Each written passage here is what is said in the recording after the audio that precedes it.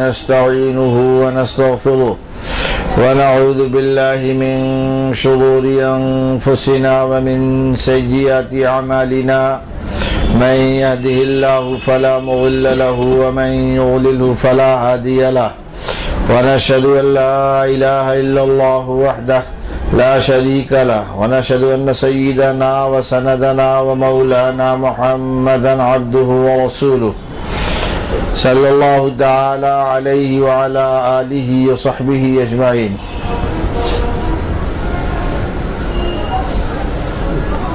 अम्मा बअदु फ़अऊज़ु बिल्लाहि मिनश शैतानिर रजीम। बिस्मिल्लाहिर रहमानिर रहीम। अर्रिजालु क़व्वामूना अलन निसा। वक़ाल नबी सल्लल्लाहु तआला अलैहि वसल्लम लन युफ़्लह कौमुन वल्लौ अमरहु इम्रअतन। रवाहु बुखारी।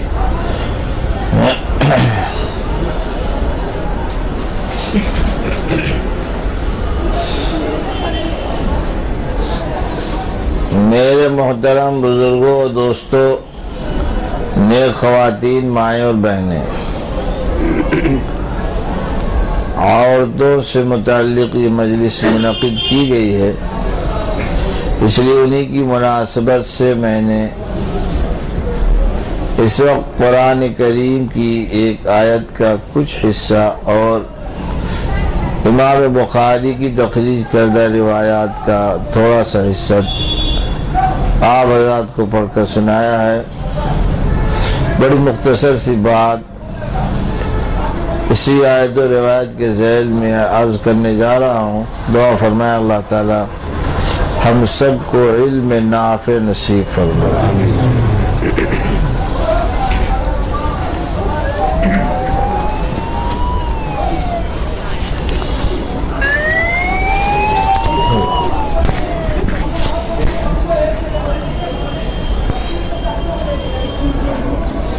अल्लाह ताला हकीम है और फ़िअलुल हकीम ला यख़लू अनिल हिकमत।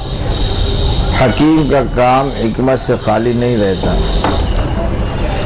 इसलिए उन्होंने अहकामात जो जिम्मेदारियां तक़सीम फरमाई,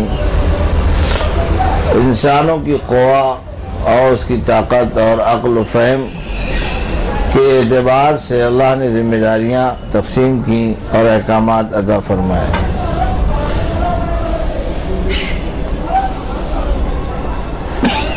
जिनके पास अक़्ल कामिल थी उनको बड़े बड़े मुजाहिदे वाले आमाल दिए, जिनकी अक़ल नाक़िस थी उनको मुख्तसर कम थोड़ा काम दिया, जो बेअक़ल थे उनको बिल्कुल काम नहीं दिया। बच्चे कम अक़ल क्या बिल्कुल बेअक़ल माने जाते हैं, गैर मुकल्लफ़ हैं। अल्लाह ताला बच्चों को कोई ज़िम्मेदारी नहीं देता, बालिग़ होने के बाद उन पर ज़िम्मेदारियाँ आयद होती हैं। औरतें मर्दों के मुकाबिल में कम अक़ल होती हैं, इसी अल्लाह ताला ने उनको हल्के काम दिए, मुश्किल और भारी काम नहीं दिया। छोटी गाड़ी पे बोझा कम लादा जाता है, 10 टायरा ट्रक है उस पर बोझा ज़्यादा लादा जाता है। ये कोई ऐसी चीज़ नहीं है जो आप एतराज़ करके टाल दें।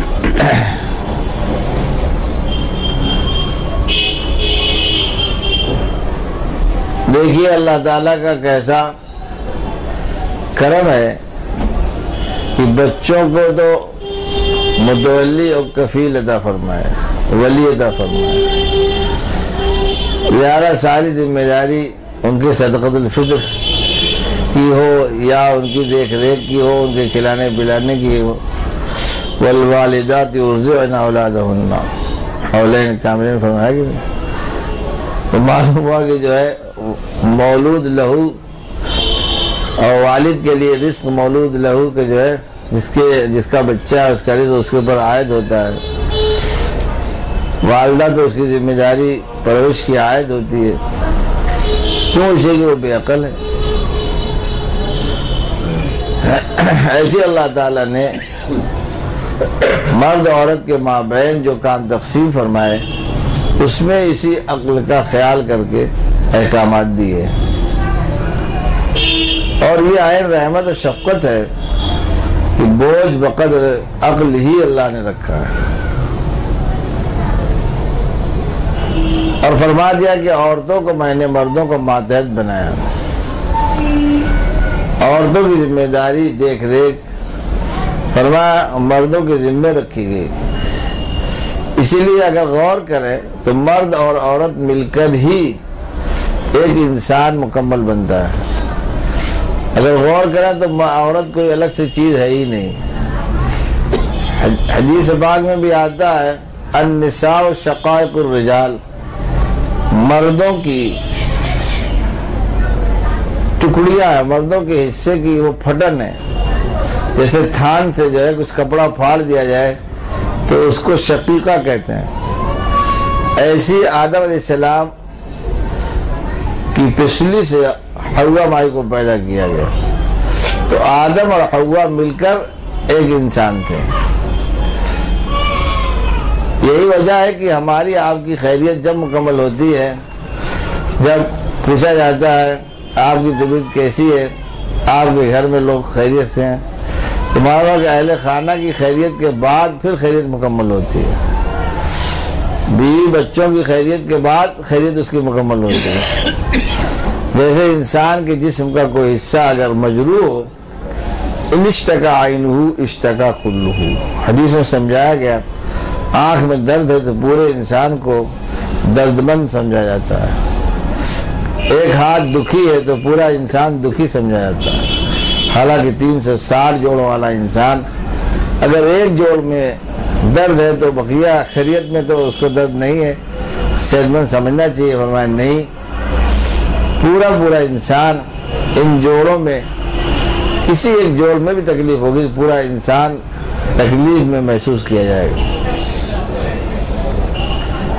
इसी तरह मर्द का एक टुकड़ा, फटा हुआ टुकड़ा, कटा हुआ टुकड़ा, या मर्द की एक फर्री जो है वो क्या है, वो औरत है। इसलिए कैफियत मिजाज की है और तकलीफ और आराम की, इज्जत और जिल्लत की, ये सब मर्द की पूरी कैफियत बीवी के साथ, औरत के साथ जुड़ी हुई है।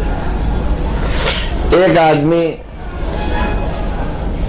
उस वक्त तक सेहतमंद और है खुशगवार नहीं समझा जाता जब तक उसके घर के लोग भी सेहतमंद न रहे। उसके बच्चे जो छोटे हैं अभी उसी हुक्म में हैं, उनकी सेहत आफियत के साथ ये नहीं, फिर आदमी की खैरियत मुकम्मल होती है। यही राज है कि रसूलुल्लाह सल्लल्लाहु अलैहि वसल्लम पर जब दरूद पढ़ा जाता है, अल्लाहुम्मा सल्लि अला मुहम्मद व अला आलि मुहम्मद, आले मोहम्मद पे भी दरूद पढ़ा जाता है। हालांकि वो तो नबी नहीं है, लेकिन नबी की तसल्ली का सामान है। जिनकी वजह से नबी की तसल्ली जिन पर मौकूफ है, इसलिए आले बैत और आले रसूल की खुशी और उनकी सेहत, उनकी आफियत, उन पर अल्लाह की रहमत, ये सारी दुआएं जो है रसूलुल्लाह के साथ उनको भी दी जाती हैं। बात समझ में आ गई?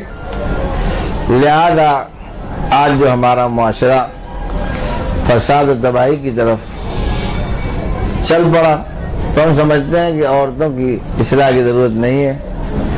नहीं, फसाद दूर नहीं हो सकता जब तक मर्द औरत दोनों के बीच से फसाद ख़त्म ना हो, दोनों में दीन ना आए, दोनों में शरीयत सुन्नत पर अमल का जज्बा पैदा ना हो।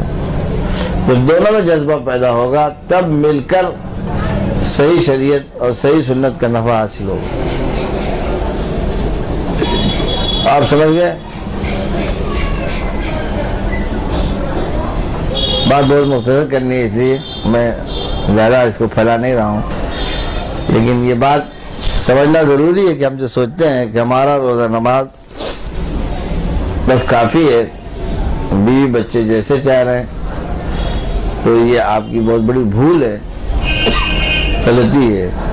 अल्लाह ताला ने जहाँ तू अनफुसकुम नाजिल फरमाया, वही व अहलीकुम नारा नाजिल फरमाया। अनफुसकुम अहलीकुम में अल्लाह ने कोई फ़र्क नहीं किया। जैसे तुम अपने को बचाओ आग से, जहन्नम से, ऐसी अपने अहल अयाल को भी आग से बचाओ। इसलिए हमारी जिम्मेदारी है जहन्नम से बचने के असबाब उससे हम दूर रखें। जहन्नम में जाने के जो आमाल हैं उससे अपने अहल अयाल को भी दूर रखें।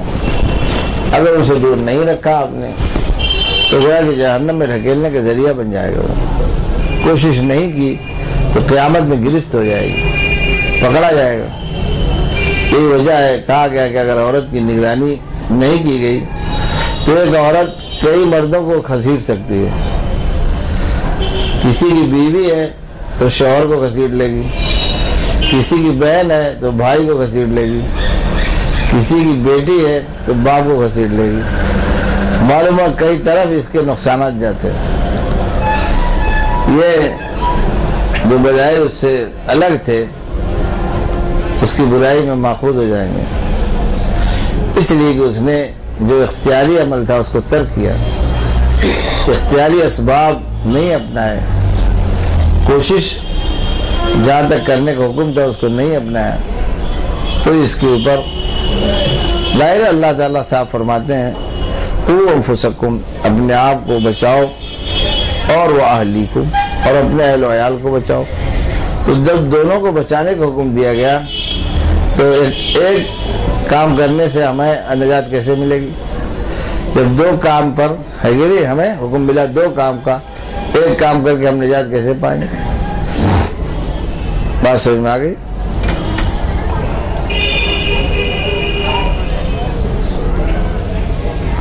अब आप सोचेंगे था हम कैसे बचाएं, कोई दारोगा है क्या? है कि नहीं?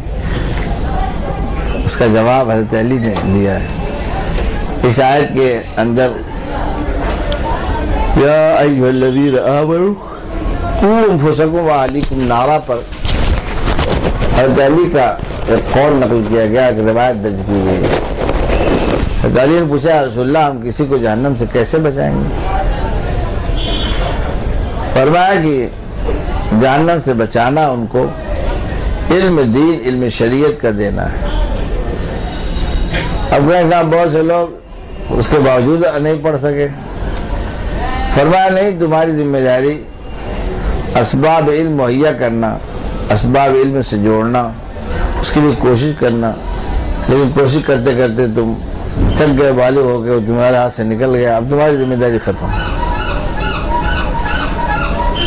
लेकिन अगर तुमने उनको गैर मुकल्लफ जब तक थे तब तक आज़ाद छोड़ दिया, सिर्फ काका अंगा और नंगा और गंगा में उसको ढकेलते रहे, कुरान पढ़ाने की कोई फिक्र नहीं की, सुन्नत बताने की फिक्र नहीं की, लेकिन शरीयत से आशना नहीं कराया, तो इस कोताही में पकड़े जाओगे।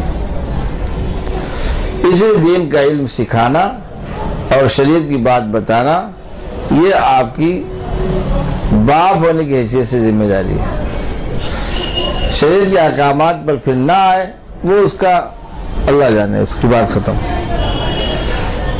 लेकिन अगर आपने नहीं बताया और शरीयत और सुन्नत सीखने का कोई आपने मौका उसको नहीं दिया, हमेशा जो है डिग्रियां देने की फिक्र में दीन से दूर रखा। डिग्रियां देना मुज़िर नहीं है, लेकिन उसकी बिगड़ियाँ है कि नहीं, डिग्री के पीछे बिगड़ी का ख्याल ना हो। अगर आपने जहन्नम उसकी तैयार कर दी तो उसको डिग्री नहीं दिया, जहन्नम में ढकेल दिया। इसलिए अपने दीन और सुन्नत को जानने के बाद कोई डिग्री हासिल करे कोई बात नहीं है। दुनिया में रहने के लिए कुछ सीखना बुरा नहीं, लेकिन दीन छोड़कर सीखना जायज़ नहीं है। दीन के साथ दीन का इल्म हासिल करने के बाद नहीं फिर कुछ सीखने में हर्ज नहीं। लेकिन अगर अल्लाह को छोड़ दिया, रसूलुल्लाह को छोड़ दिया, दीन को छोड़ दिया, तो वो किस काम का? किसी काम का है? नूह का बेटा किनान अल्लाह की मार्फत से जब दूर हुआ तो अल्लाह ने साफ फरमाया या नूह इन्नहु लैसा मिन अहलिक, नूह वो तेरा बेटा नहीं। अब बोले सगा बेटा अल्लाह करेगा, तेरा बेटा नहीं। हर नूह अलैहिस्सलाम कहा कि या मेरा मौला ये मेरा बेटा है, और मैं नहीं, जो मेरा नहीं वो तेरा नहीं, जो मेरा नहीं वो तेरा नहीं, इसलिए जब मेरा नहीं तो तेरा कैसे होगा। इसलिए फरमाया इन्नहु अमलुन गैरु सालिह, फासिक फाजिर है, काफिर बदकार है, मेरी मार्फत से बेजार है, तुम भी अपनी बेजारी जाहिर करो। पाप था इब्राहिम का कैसे उलूरस पैगम्बर, अल्लाह के खलील, अल्लाह के दोस्त, लेकिन अगर बाप ने दीन कबूल नहीं किया तो इब्राहिम के पैरों के धक्का से वो जहन्नम में गिरेंगे। इब्राहिम उन्हें धक्का मार के जहन्नम में ढकेल देंगे। इब्राहिम जो अपने बाप के लिए अल्लाह से दुआ फरमा रहे थे, ला तुख़ज़िनी यौम युबअसून, ऐ अल्लाह क़यामत के दिन मुझे रुसवा न करना। दुनिया मुझे तेरा दोस्त कहती है, खलीलुल्लाह का बोर्ड लगा हुआ है, और तख़ज़ल्लाह इब्राहिम खलीला लोगों ने कुरान में पढ़ रखा है। लोग क्या कहेंगे, कैसा दोस्त था कि बाप भी जहन्नम में चला गया। अल्लाह ताला फरमाएंगे अजीब बात,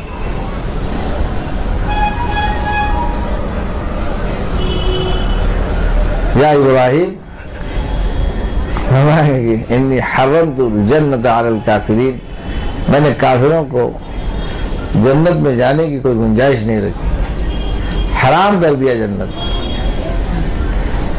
कहेंगे मेरा बाप है, अल्लाह ताला फरमाएंगे इससे बड़ा पाप क्या है कि वो मुझे नहीं पहचानता। तो इब्राहिम के सामने उनके बाप की शक्ल सूरत बिज्जू की शक्ल में तब्दील कर दी जाएगी, और बिज्जू की ओझ इब्राहिम के सामने जो है एक बिज्जू की ओझड़ी की शक्ल में इब्राहिम के बाप को उनके कदमों में डाल दिया जाएगा। इब्राहिम अलैहिस्सलाम उस ओझड़ी से घिन करते हुए उसको पैर से मारेंगे तो वो ओझड़ी जहन्नम में जा गिरेगी। अल्लाह ताला फरमाएंगे देखो ये तेरे बाप थे जिनकी इंसानियत ख़त्म हुई, आदमियत ख़त्म हुई, और इस हकीकत में पहुँच गए कि वो ओझड़ी बन के रह गए। ये इंसान अशरफुल मखलूक़ात बनाया गया है, मोहम्मद रसूलुल्लाह के हाथ पैर इसको दिए गए। अल्लाह की फैयाजी देखो, अल्लाह की करम नवाजी देखो, उस रहमत लिल आलमीन के हाथ पैर और वैसी आधा जवारे अता फरमा दिए थे ताकि मेरे महबूब का ये अमल कर सके, मेरे महबूब की नकल कर सके, मेरे महबूब की शक्ल में रह सके, मेरे महबूब के मेरे महबूब के जो है अखलाक आमाल में रह सके। लेकिन जब ये इंसान महबूब के आमाल अफ़ाल को छोड़ता है, अल्लाह फरमाएंगे क़यामत में इसने मेरे महबूब की नाकदरी की है, इसलिए हाथ पैर भी मैंने उन्हीं के सदक़े में दिया था। जब उनके आमाल के लिए तैयार नहीं हुआ तो इसकी शक्ल सूरत इससे छीन ली जाए और इसको किसी जानवर की शक्ल में मुंतकिल करके जहन्नम में डाल दिया जाए। ये हाथ पैर रसूलुल्लाह के अमल करने के लिए दिए गए थे, ये ज़बान रसूलुल्लाह की बोली बोलने के लिए दी गई थी, ये आँखें रसूलुल्लाह की निगाहें है उनके जो है उनके इस्तेमाल को जानकर अपनाने के लिए दी गई थी। ये दिमाग रसूलुल्लाह की सोच से मुतअस्सिर करने के लिए दिया गया था। लेकिन आज हाथ पैर तो किसी का है और मुसलमान की खुशियाँ यहूदी नसरानी बनने में है बेदोस से चली गई। शक्ल सूरत में नसरानी खुश है, आदमी सोचता है कि बेटा पाल रहा हूँ, लेकिन ये नहीं देखता कि यहूदी नसरानी पाल रहा हूँ। मुसलमान के माल से नसरानी तैयार हो, मुसलमान के माल से यहूदी तैयार हो, मुश्रिक तैयार हो, काफिर और धागा पहनने वाले तैयार हो, बुत परस्ती करने वाले तैयार हो।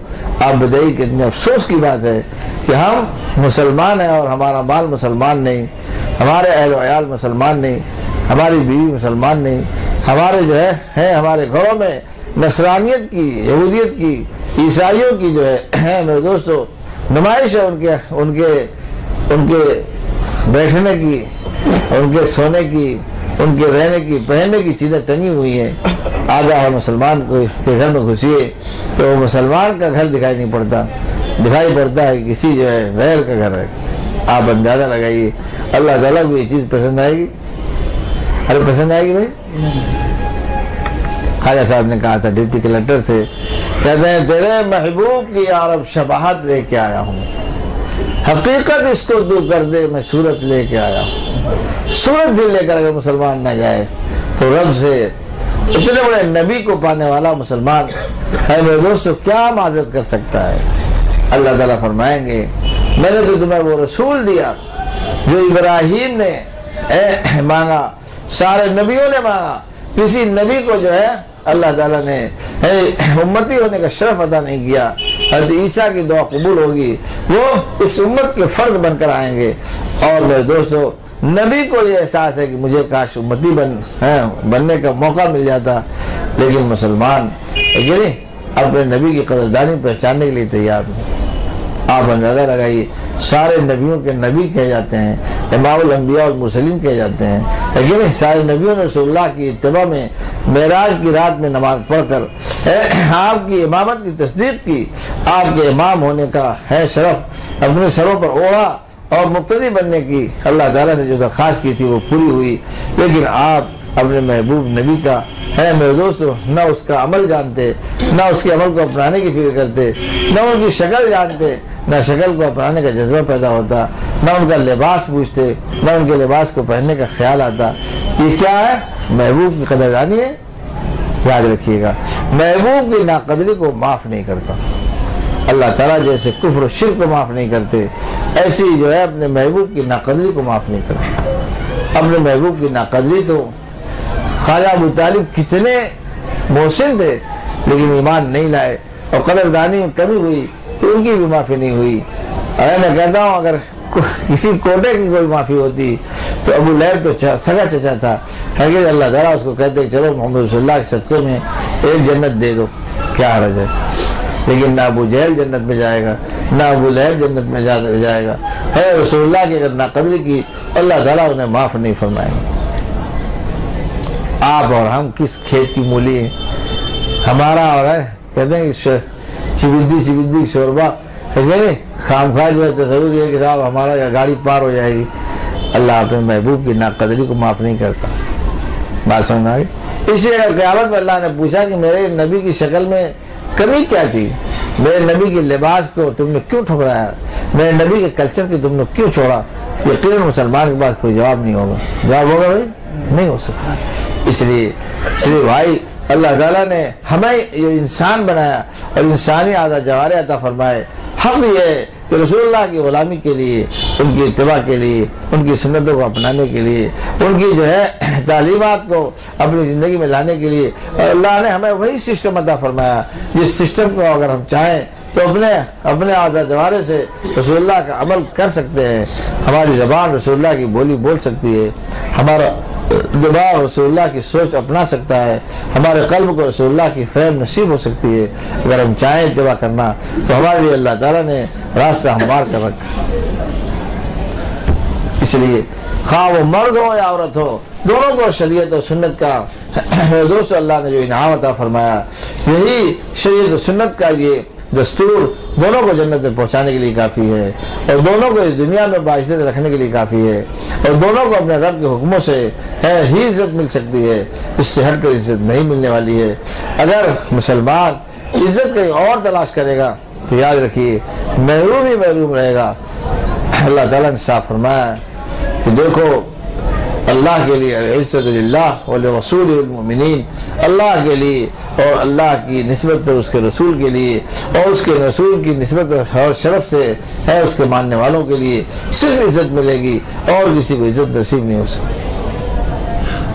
तो इसलिए मैं अर्ज़ कर रहा था अल्लाह ताला ने जो शरई अहकाम दिए हैं हकीकत में वो शरई अहकाम इंसानों की अक्ल पर ही दायर हैं, घूम रहे हैं।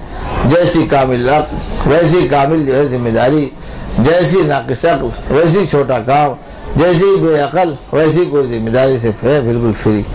बच्चे की जिम्मेदारी है कि नहीं, कुछ नहीं, सारी मसूलियत बाप को माँ को अदा करना है, उस पर कोई है वो ना मुकल्लफ है ना वो सादा कागज़ है। हदीस में फरमा दिया गया, कुल्लु मौलूदिन यूलदु अलल फितरा, हर बच्चा एक फितरत पर पैदा होता है सादा, उसे आप चाहे जुनैद बगदादी बनाएं और चाहे तो ओबामा बना दें, है कि नहीं? आप सोचते होंगे शायद मेरा भी बेटा ओबामा हो जाए, है कि नहीं? तो हमारा काम चल जाएगा। याद रखना, इससे ज़्यादा और बुरा दिन क्या होगा कि मुसलमान होने के बावजूद नसरानी बनते चले जा रहे हैं। तो बहरहाल मैं अर्ज कर रहा था, एक बात और कह दूं, एक जगह मैं तकरीर में कह रहा था तो बाद लोगों ने सोचा क्या मौलाना कहने लगे हजरत आप अंग्रेज़ी नहीं जानते होंगे इसलिए जो है, मैंने कहा ऐसा है, मैं ये नहीं कहता। दो बातें हैं यहाँ, एक अंग्रेज़ी पढ़ना और दूसरे अंग्रेज़ बनना। मेरी तकरीर का हासिल अंग्रेज़ बनने पर है मेरी तकरीर का हासिल है कि नहीं, अंग्रेज़ी पढ़ने पर नहीं है। अंग्रेज़ी पढ़ने से कोई अंग्रेज़ बन जाए और जवाब फराहम कर ले, ये गुंजाइश नहीं है। भाई तुम संस्कृत भी पढ़ते हो लेकिन साधु नहीं होते, तुम हिंदी पढ़ते हो हिंदू नहीं होते, लेकिन तुम फलसफा और साइंस पढ़ कर दैरिया नहीं होते। कौन कहता है कि तुम अंग्रेज़ी पढ़ के अंग्रेज़ बन जाओ? अगर तुम हिंदी पढ़ के हिंदू बन जाओ तो माँ बाप जिंदा रखेंगे तुम्हें, घर का वारिस बनाएंगे, कितना भी प्यारा बेटा होगा उसको मार के बाहर कर देंगे।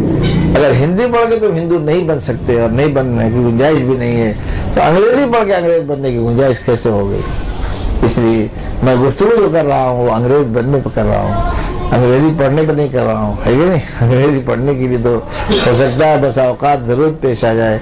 दुश्मनों की चाल से वाकफियत के लिए खुद शरीयत के अहकामात हैं कि तुम दुश्मनों की चाल से वाकिफ होने के लिए ज़रूर उनकी ज़बान सीखो।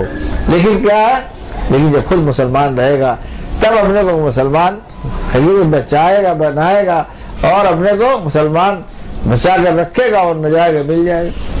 तो खैर, तो मैं समझाने लगा कि देखो तुम्हारी इज्जत तो तुम्हारे दीन से है, तुम्हारी इज्जत तो तुम्हारे नबी से है, तुम्हारी इज्जत तो मैं पूछता हूँ आप बताइए कि क्या बुसरिया में जो मुसलमान मारे गए कौन से पगड़ी बरदार थे वो, है कि नहीं? लेकिन मैं इसलिए मार दिए गए, कह रहे साहब ये मुसलमान है, लोग पूछा किधर से मुसलमान है?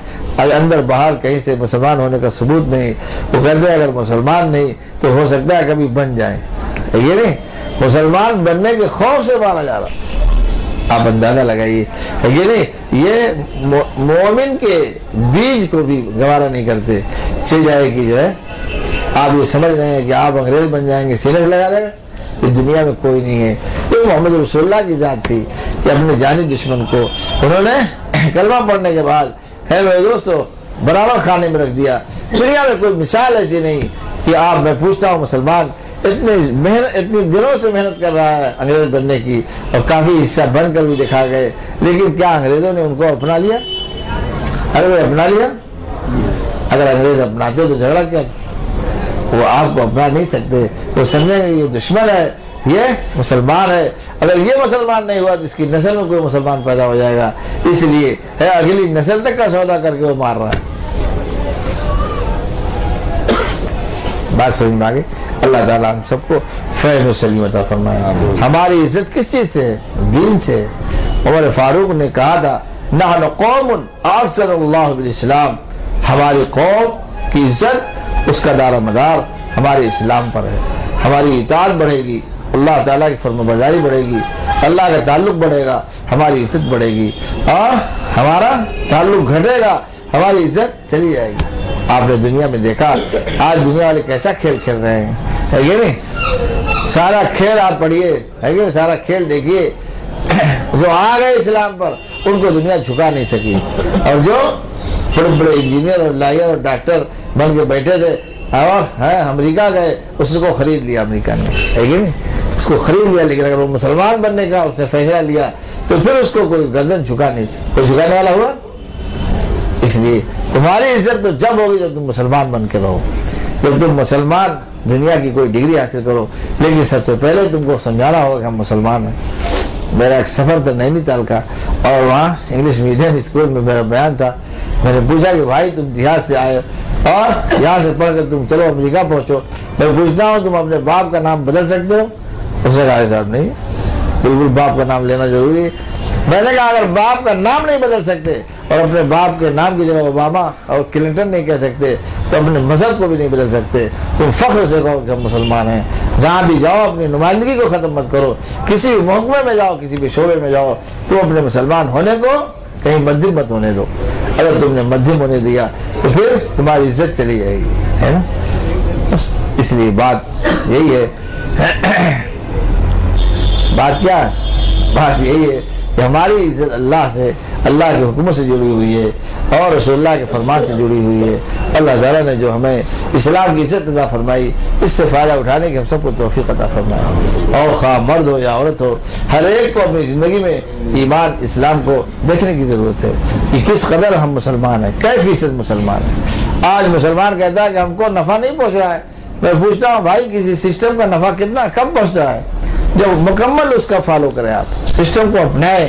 और अगर आधा तीतर आधा बटेर तो फायदा होगा भाई। ये बिजली में 2 तार लगे हुए हैं, एक तार अगर है कि नहीं छूट जाए तो अभी जो बल्ब बुझ जाएंगे, सारे सारे जो है रोशनी खत्म हो जाएगी, ये रात बुझ जाएंगे। ऐसे ही अगर आप किताब और सुन्नत से हट गए, एक भी तार उसमें टूटा, आपकी रोशनी गायब हो जाएगी। किताब सीखने के लिए उलमा चाहिए है, सुन्नत सीखने के लिए सुलह चाहिए। इन दोनों के जरिए से, उलमा और सुलह के जरिए से आपको शरीयत और दीन मुकम्मल नसीब होगा, है कि नहीं। अगर आप चाहें कि इल्म और सलाह बगैर इसके मिल जाए, फिर आप मदरसे में गए इल्म मिल जाए, बगैर किसी की सोबत में रहे तकवा मिल जाए, हो जाएगा भाई? नहीं हो सकता। ये ख्यालस्तो महालस्तो जो आदमी सोचता है सोबत से क्या होता है, सोबत से यही होता है कि वाला थाने की सोबत में एक शख्स थे, हजरत ने लेकिन उनको फरमाया कि जाओ काम करूँगा हुजूर मुझसे, फरमाया नहीं जाओ काम करो, लेकिन एक इलाके में रोशन कर दिया दिन को। तो मैं अर्ज़ कर रहा था सोबत में कमाल कितना अल्लाह ने रखा है। अभी तो कुछ मौलाना थोड़ा बयान किया था। और सोबत की मिसाल सबकी अलग अलग है। ये नहीं कि मर्द की सोबत अलग, औरत की सोबत अलग। औरत अगर किसी अल्लाह वाले से ताल्लुक़ रख कर लेकिन मशवरा करती है पसे पर्दा, तो उसी पसे पर्दा ही उसको दीन का नफ़ा पहुँचता चला जाएगा। वो पर्दा तोड़कर है कि नहीं हिसाब करीब में आए तब फायदा होगा, नहीं तब नुकसान होने लगेगा। और इस इंसान को अल्लाह ताला ने सब कमाल बनाया है। एक आदमी लंदन में बैठा हुआ है, उसका तस्करा हुआ, उसका ज़हन दिमाग है आपके उससे मिलने लगा। बुजुर्गों के वाक़यात सदियों के गुजरे हुए पड़े जाते हैं, उसका नफ़ा शुरू हो जाता है। आप बताइए, किसी की ज़रूरत में रहने के लिए आमने सामने होना ज़रूरी नहीं है। नहीं, इंसान के ज़हन दिमाग पर जब उसका तस्करा आता है, जब उसका ख्याल आता है, जब उसके तस्वुरात आते हैं, तो उसका नफ़ा हो जाता है। थानवी ने फरमाया कि देखो अल्लाह वालों की तबर्रुक जो हासिल करते हैं लोग, इस्तिबराक की एक हकीकत बयान फरमाई। फरमाया उसका ताल्लुक भी सोबत ही से। फरमाया बुजुर्गों के इस्तेमाल के कपड़े को भी देखने से नफ़ा होता है, उनकी किसी चीज़ को देखने से भी नफ़ा होता है। इसी उस कपड़े के पीछे पहनने वाले का तस्वुर है, पहनने वाले की ज़ात है, उसका जो है उसके तस्करे हैं, वो तस्करा उसकी ज़िंदगी में नया इनकलाब पैदा करता है।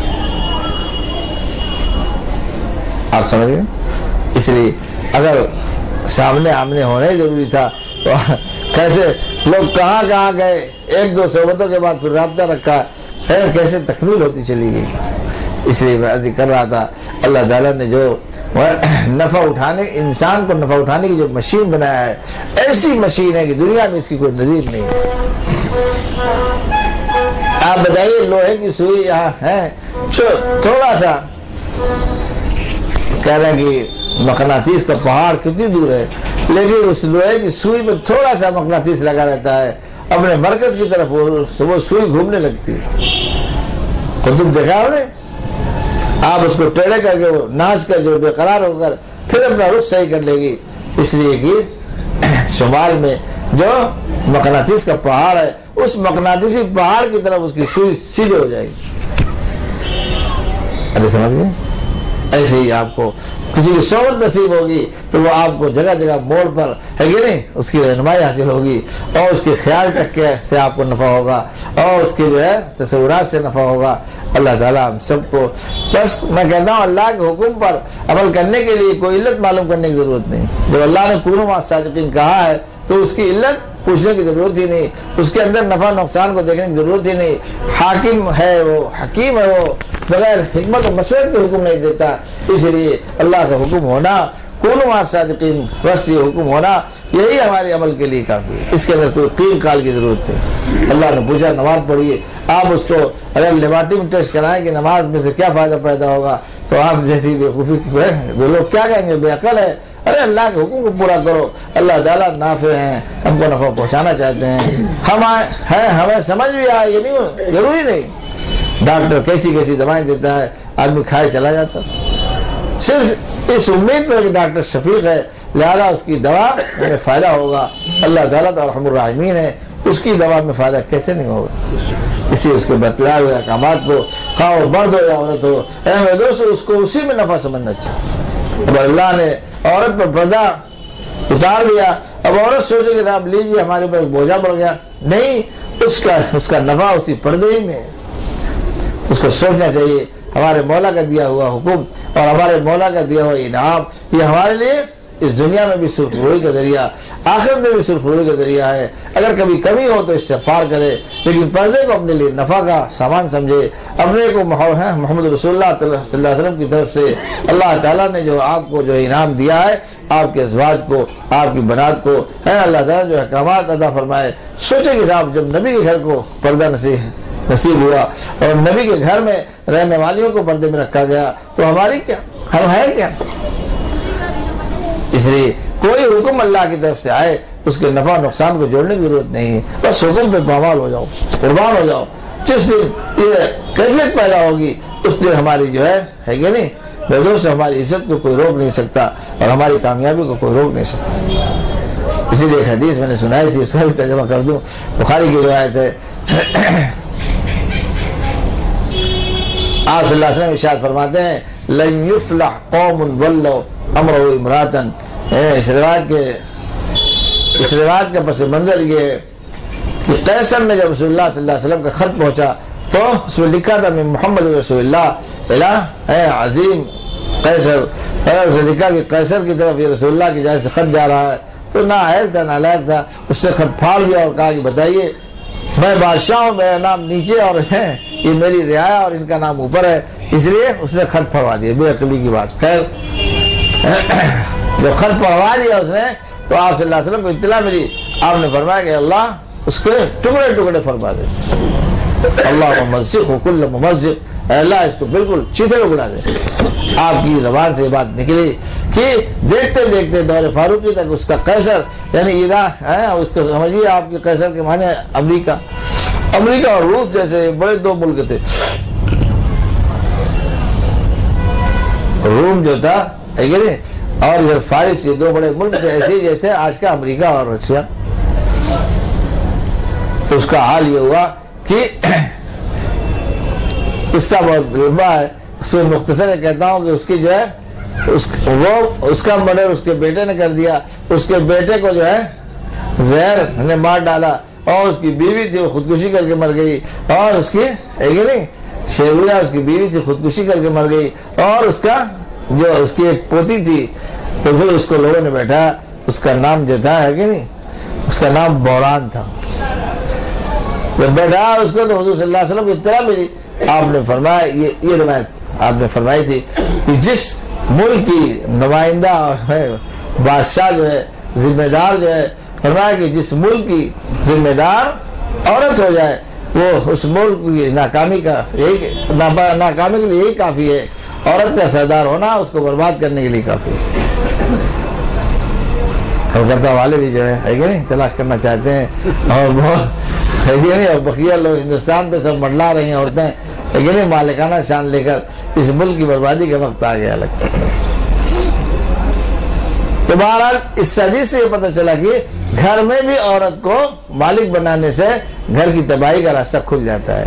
इसी घर में औरत को मालिक न बनाया जाए, लेकिन नहीं, मैं मिसाल देता हूँ, घर में औरत की मिसाल ऐसी है जैसे हर घर जैसे एक बादशाह, लिहाजा शौहर जो है उसका बादशाह उस घर का, और बीवी उसकी जो है वो उसकी वजीर, और बच्चे जो है उसकी रियाया।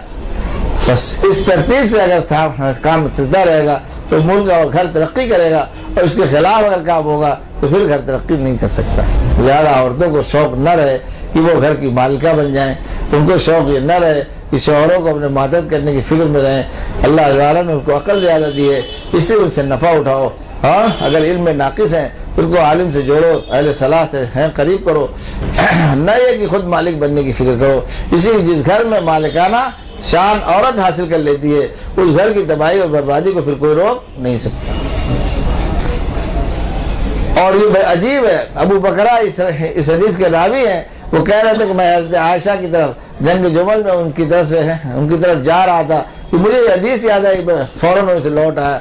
जब हज़रत आयशा जैसी फ़क़िया कौन हो सकती हैं, लेकिन हज़रत आयशा ने जंग जुमल में सियादत और क़यादत की और लड़ाई के लिए आगे बढ़ी, तो उस सहाबे ने रिवायत पढ़ी और कहा कि अब इनको कामयाबी नहीं मिल सकती, इसी रसूलुल्लाह ने फरमा दिया है। फिर भी है वो आयशा, हज़रत आयशा को छोड़कर फिर हज़रत अली की तरफ चले आए। आप समझ गए? अरे बात समझ में आ गई? इसलिए मर्दों को भी आज बड़ा शौक़ है कि छड़ दे, औरतों को मालिक बना देते हैं, और अगर उनके शौक़ में कुछ कमी होती है तो औरतें जो है उसको पटा कर मालिक बन जाती हैं, कह देती हैं भाई तुम बेफिक्र हो, सारा सामान हम देख लेंगे, ताकि है कि नहीं, ये क्या घर को बर्बाद करने का एक जरिया है। इसलिए बगैर शौहर के मशवरे से काम ना करें, बगैर शौहर की इजाज़त के। फ़ुक़हा लिखते हैं अपने माल में भी तसर्रुफ़ ना करें। आप अंदाज़ा लगाइए फ़ुक़हा की निगाहें कितनी बारीक है। कहते हैं उनको अपने महंगे से रुपया मिला हुआ 10 लाख 5 लाख, तो उसमें भी तसर्रुफ़ शौहर के मशवरे ही से करें, इसलिए कि वो अपनी भलाई को जानती ही नहीं। भाई बच्चे को आप 100 का नोट देंगे तो फुलझड़ी खरीद के जला देगा, उड़ा देगा, और क्या करेगा। आपने उसको दिया तो पटाखा में जो है उस रुपये को है उसने एक बाजे में उड़ा दिया, आवाज़ में ताली बजाया, मतलब 100 का नोट उड़ गया। ठीक है, औरत क्या है, औरत ऐसी आरती चमक दमक के पीछे है ज़ाया हो जाती है। उसको लगाम देने के लिए उसका बाप, लगाम देने के लिए बेटा, लगाम देने की सब वली है, लगाम देने के लिए भाई, लगाम देने के लिए शौहर अल्लाह की तरफ से मुकर्रर किए गए कि अगर औरत फैसला लेना चाहती है तो जहाँ मौजूद है उस घर के मर्दों से मशवरा ले, उसके मशवरे से काम करे। तो आप बताइए कि औरत का फ़ायदा किस में है? मालिक बनने में नहीं, मालिक बनने में फ़ायदा नहीं है। उनको मालिक बनने की फिक्र नहीं करनी चाहिए, और मर्दों को भी मालिक बनाना नहीं चाहिए, है कि नहीं। बस उनको कहे कि मशवरा लेकर काम करो। ये अल्लाह ताला की तरफ से बहुत बड़ी रहमत है। आप इसको सोचते हो कि आप औरतों पे, है कि नहीं, रस्सी कसी जा रही है, नहीं, अल्लाह ताला की तरफ से रहमत है। इसलिए कि अल्लाह ने औरत को अक्ल कम दी है, तो जब औरत को अक्ल कम दी है तो उसको ज्यादा अक्ल वाले के ताबे बना दिया, ताकि कम अक्ली का नुकसान औरत को न हो।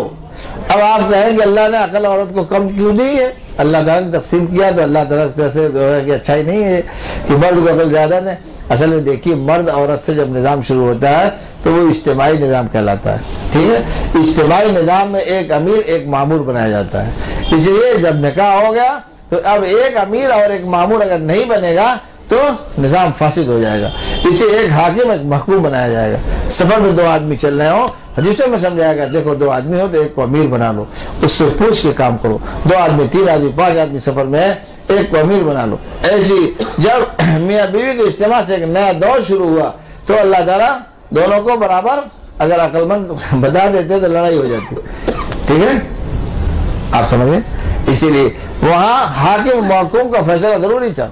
इसलिए अल्लाह ने फरमा दिया अर्रिजालु क़व्वामून अलन्निसा, लिहाजा मर्द जिम्मेदार, औरतें उसकी मातहत। इसलिए मातहत को हाकिम से पूछकर काम करना चाहिए।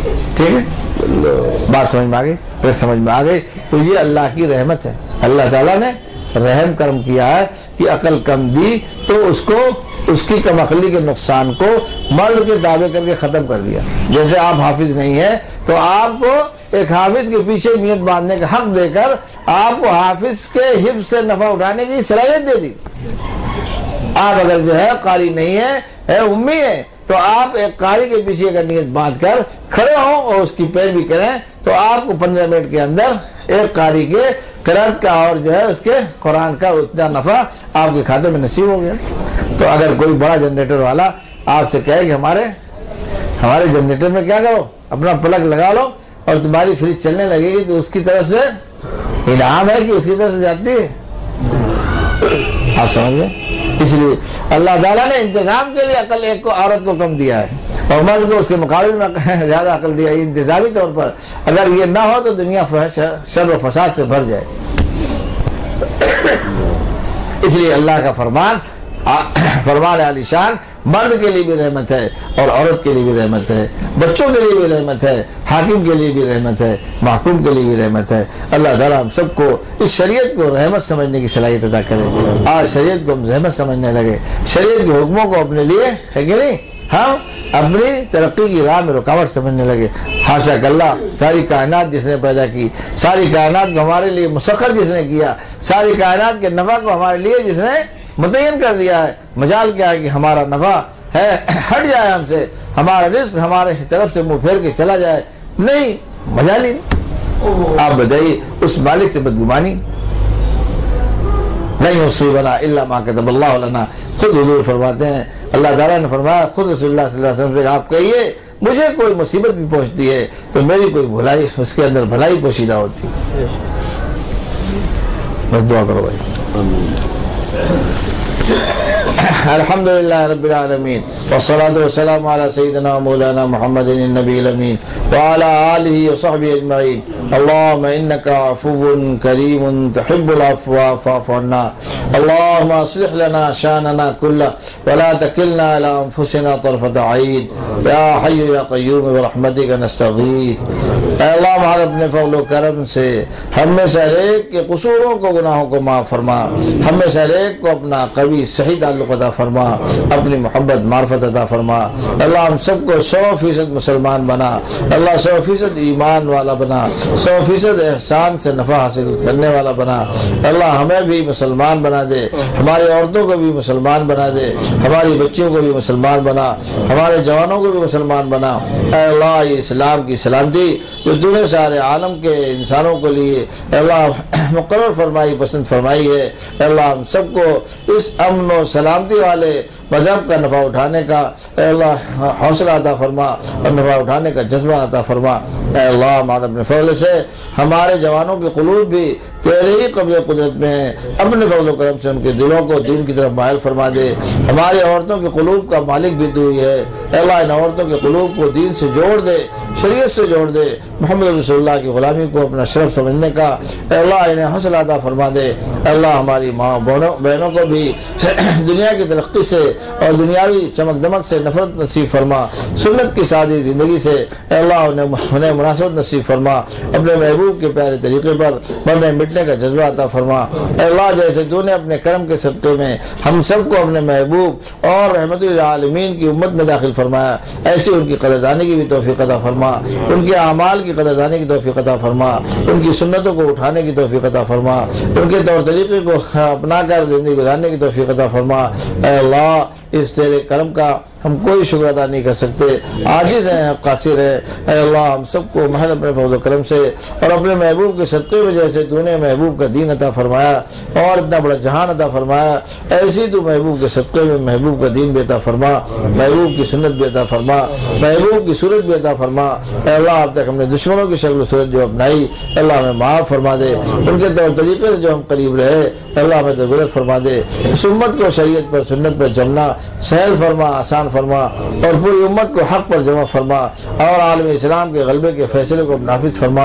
अल्लाह दुनिया में आलम इस्लाम को गालिब फरमा दे, सारे आलमों को अल्लाह सरनिगू फरमा दे, आलम बातिल को सरनिगू फरमा दे, अल्लाह उसे शिकस्त रेख से आशना फरमा दे।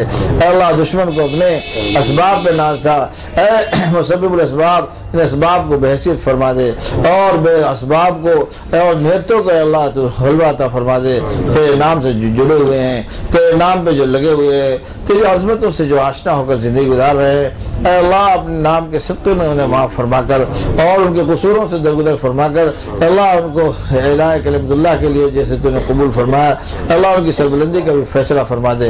अल्लाह आलम इस्लाम के गलबे को अब नाफिज फरमा कर अल्लाह जल्द से जल्द मुसलमानों की फजल नुसरत के असबाब नसीब फरमा दे।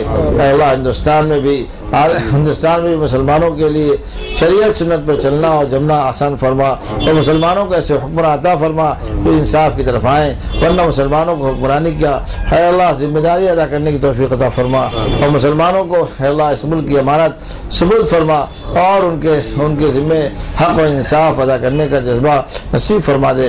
अल्लाह मादबन फजल से इन सारी दुआओं को कबूल फरमा कर हम सबको 100% अपनी ग़ुलामी के लिए, अपने महबूब की ग़ुलामी और उनकी सुन्नत का इत्तिबा के लिए कबूल फरमा ले। रब्बना व आतिना मा वअदतना अला रसूलिक वला तुख़ज़िना यौमल क़ियामह इन्नका ला तुख़्लिफ़ुल मिआद। रब्बना हब लना मिन अज़वाजिना व ज़ुर्रिय्यतिना क़ुर्रता अयुन वजअलना लिल मुत्तक़ीना इमामा। सल्लल्लाहु तआला अला खैरि ख़ल्क़िही।